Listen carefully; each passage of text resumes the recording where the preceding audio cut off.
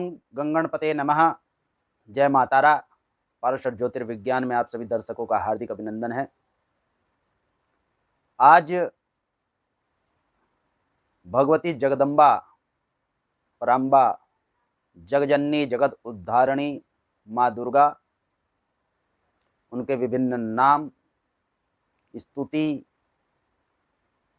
तथा उनसे संबंधित स्तोत्र पाठों में अग्रगणी श्री दुर्गा सप्तशती के विषय में वार्ता करते हैं। विभिन्न विभिन्न दर्शकों के मन में बार बार यह प्रश्न उत्तेजित होते हैं तथा हमारे सामने प्रदर्शित भी हुए हैं कि दुर्गा सप्तशती का पाठ की विधि क्या है, दुर्गा सप्तशती का पाठ किस प्रकार करना चाहिए, इसका महत्व क्या है। दुर्गा सप्तशती का व्याख्यान जितना किया जाए उतने शब्द कम पड़ेंगे। दुर्गा सप्तशती भगवती जगदम्बा का साक्षात स्वरूप है। इसके पाठ की विधि विभिन्न ग्रंथों में दर्शाई गई है, परंतु महत्व का विषय यह है कि यह मार्कंडेय पुराण से उद्गृत है। वहां इसके पाठ के विषय में किसी विशिष्टता का उल्लेख नहीं है। महर्षि वेदव्यास ने इसे मार्कंडेय पुराण के अंतर्गत उद्गृत किया है और यह पूरा वाक्यांश, यह संपूर्ण पाठ 700 श्लोकों से बना हुआ है, जो कि महर्षि मार्कंडेय द्वारा कहा गया है। दुर्गा सप्तशती की अपनी अनुपम शक्ति है। इस समस्त ब्रह्मांड में 7 अतल और 7 अंतरिक्षीय लोक हैं, जो मिलकर 14 भुवन होते हैं और इन 14 भुवनों की भुवनेश्वरी अधिष्ठात्री देवी भगवती जगदम्बा है। इन्होंने समय समय पर विभिन्न रूपों को प्रदर्शित किया है। दुर्गा सप्तशती ग्रंथ के अंतर्गत 3 महादैत्य मधुकैटभ, महिषासुर तथा शुंभ निशुंभ नाम के दैत्यों के राजाओं की वध का वृत्तांत है। उनके द्वारा किस प्रकार देवता तथा सृष्टि को पीड़ित किया गया और भगवती जगदम्बा ने किन किन रूपों को धारण कर उनका संहार किया, इसकी पूर्ण व्याख्या है। परंतु इसके एक एक मंत्र में इतनी ऊर्जा है जो अखिल ब्रह्मांड के लिए व्याप्तिकारी है, अखिल ब्रह्मांड के लिए चराचर जगत में ऊर्जा, सकारात्मक ऊर्जा का पिंड उत्पन्न करने वाली है। दुर्गा सप्तशती का पाठ विधान रुद्रयामल तंत्र, शारदा तिलक आदि ग्रंथों में कहा गया है। मरीचि कल्प में भी इसके विषय में व्याख्यान है। विश्वामित्र तंत्र में भी इस ग्रंथ के विषय में कहा गया है।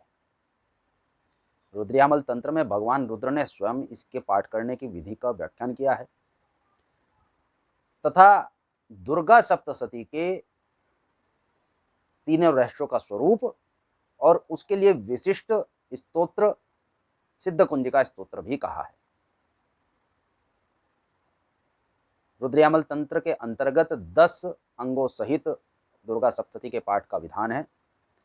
ध्यान, न्यास, आवाहन, अर्चन, कवच, कीलक, अर्गला, रात्रि सूक्त, देवी सूक्त, शापोद्धार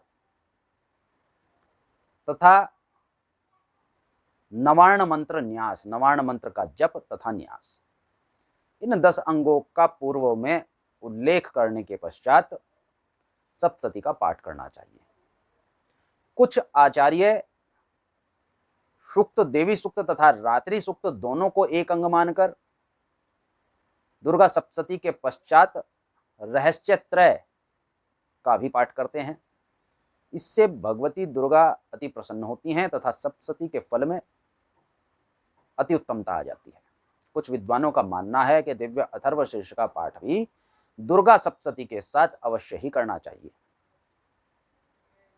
भिन्न भिन्न स्थानों पर भिन्न भिन्न विचार है, परंतु दुर्गा सप्तशती एक ऐसा ग्रंथ है, इसके साथ साथ आपको विभिन्न स्तोत्रों का पाठ, सहस्त्रनाम आदि का पाठ करने से उनके फल में तथा भगवती दुर्गा सप्तशती के इस पाठ के फल में अनंत गुणा वृद्धि हो जाती है। कुछ आचार्यों ने इसके करने की विधि भिन्न भिन्न प्रकार से बताई है। कुछ आचार्य इसके लिए संपुट, कुछ आचार्य अस्त संपुट का प्रयोग भी करते हैं। बीज मंत्रों का भी संपुट लगाकर सप्तशती का दुर्गा पाठ किया जाता है। वार्ता करते हैं सप्तशती के दुर्गा पाठ की क्रम विधि क्या है। सर्वप्रथम भगवती दुर्गा सप्तशती का मनसोपचार अथवा खोड़सोपचार पूजन करना चाहिए। सामर्थ्य के अनुसार आप पूजन कर सकते हैं, समय की स्थिति के अनुसार पूजन कर सकते हैं। अन्यथा दीपक को प्रज्वलित कर जल का पात्र पास रख विनियोग आदि के पात्र के लिए पात्र उपस्थित कर आप पाठ कर सकते हैं।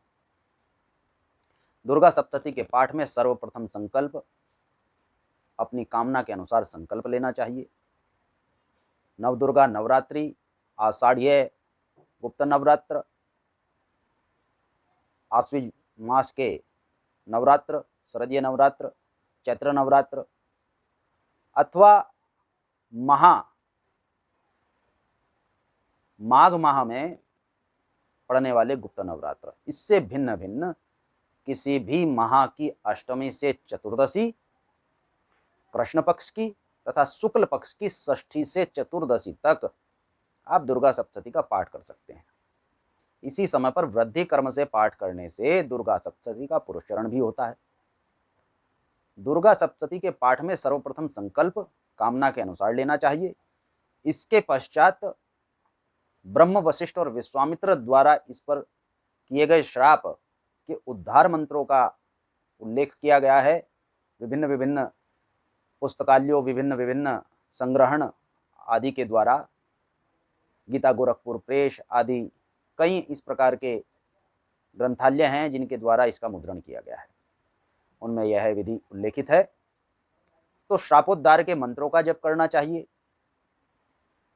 इसके पश्चात सिद्ध कुंजिका स्तोत्र का पाठ करना चाहिए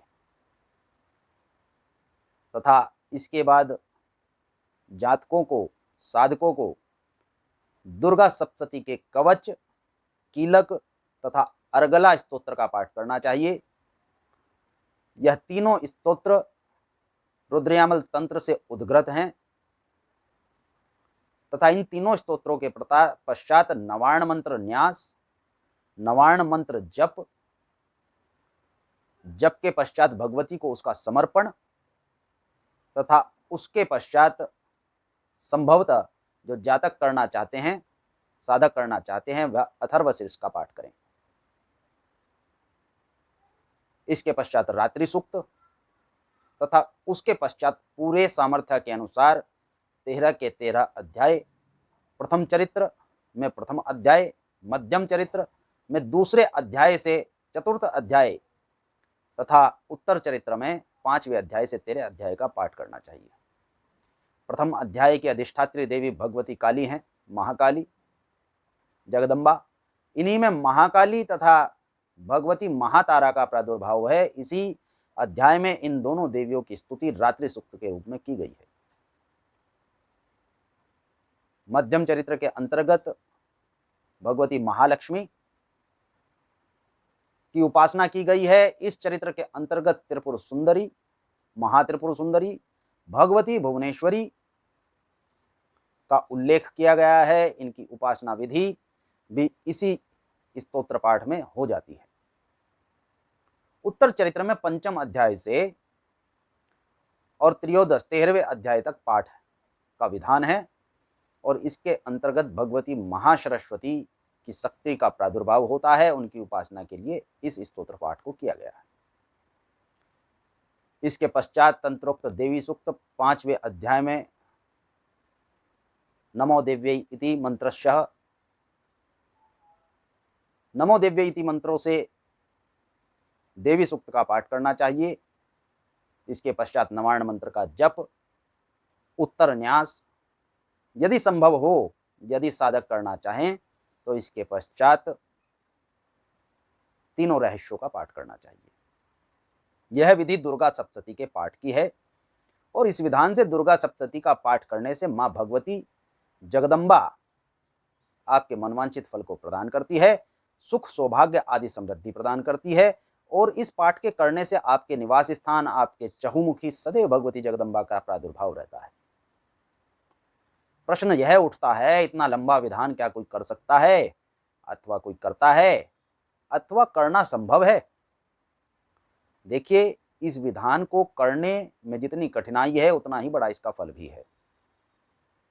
घोरतम कष्टों से सामाजिक वृत्तियां, सामाजिक स्थितियों में कष्ट की अवस्था में दुर्गा सप्तशती के यदि सहस्त्र पाठ किए जाएं तो अवश्य ही उस समाज को उस समस्या से निवृत्ति प्राप्त होती है। शताधिक पाठ राजा की कुशलता, समाज में बड़े से बड़े व्यक्ति की स्थिति के अनुसार उसकी समस्याओं की निवृत्ति, बड़े भारी रोग, महामारी तथा कैंसर आदि इस प्रकार की जानलेवा बीमारी, इन रोगों के शमन के लिए शताधिक पाठ को करना चाहिए।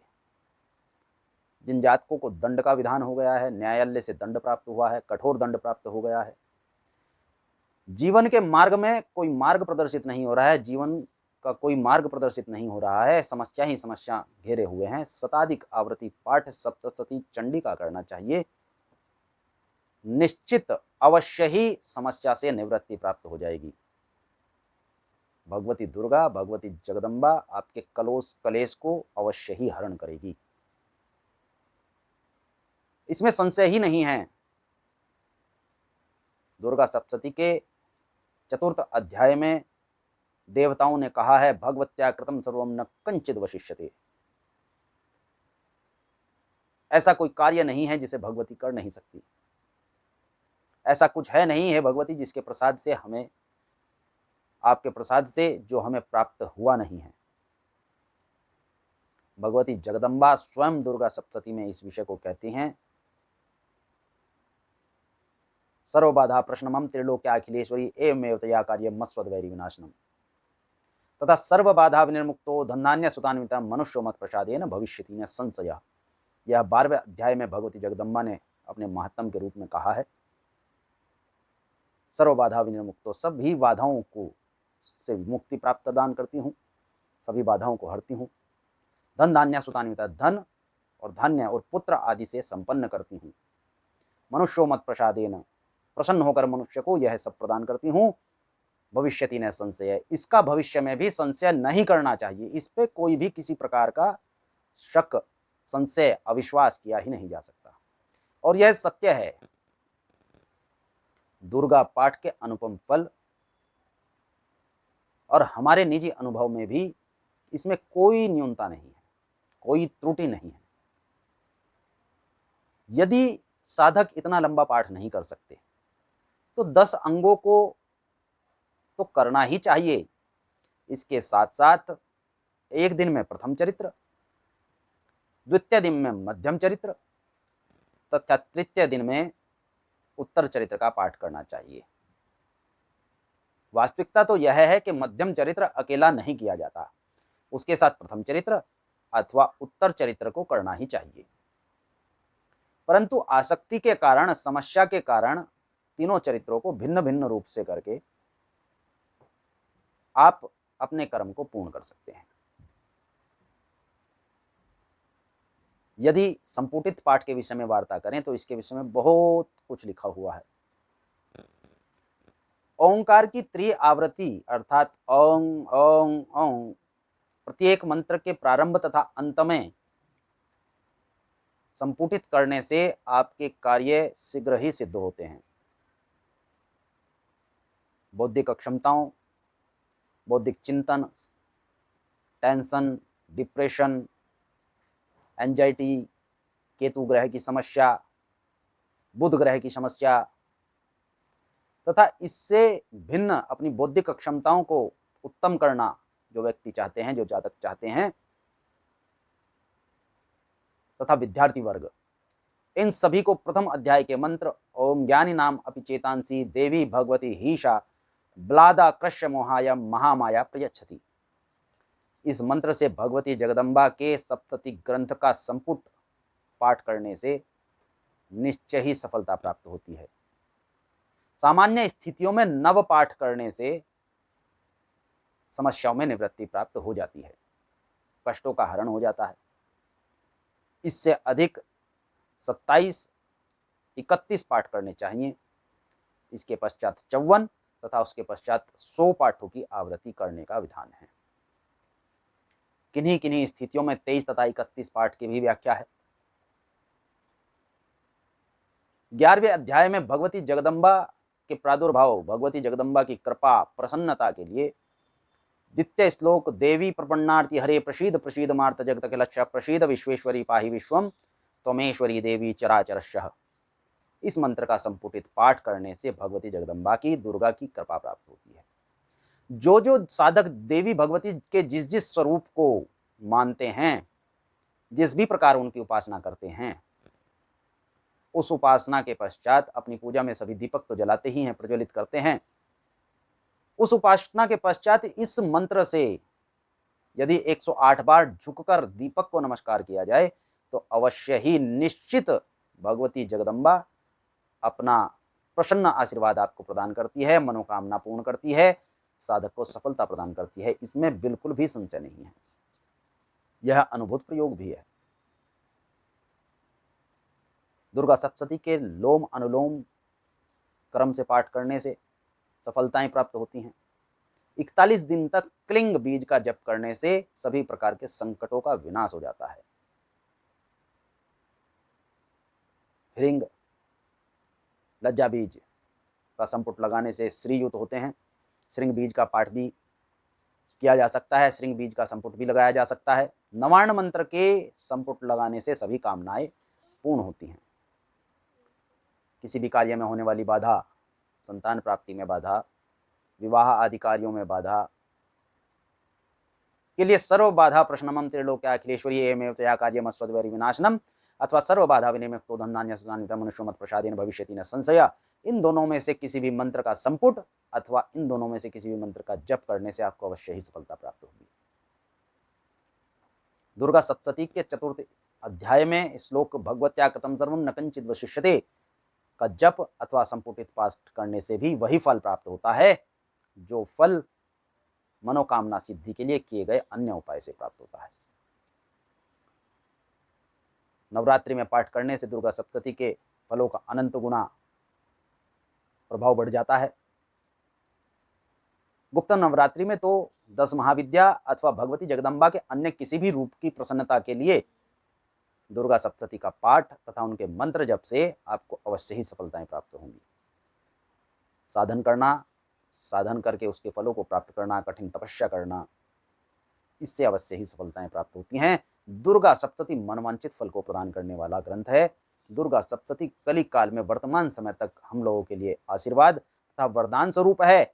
हम लोग दुर्गा सप्तशती के काल में जीवित हैं, दुर्गा सप्तशती को जानते हैं, पढ़ते हैं, यह हमारे जन्म लेने की सबसे बड़ी सफलता है। यदि हमने यह कर्म कर लिया तो आप निश्चित जाने अवश्य ही सफल होंगे। किसी भी कष्ट से आपको निवृत्ति प्राप्त हो सकती है, कष्ट आपको घेर नहीं सकता तथा भगवती जगदम्बा आप पर सदैव अपना प्रादुर्भाव बनाए रखेंगी। शुभम भवतु। भगवान गणपति तथा मातारा आपका कल्याण करें।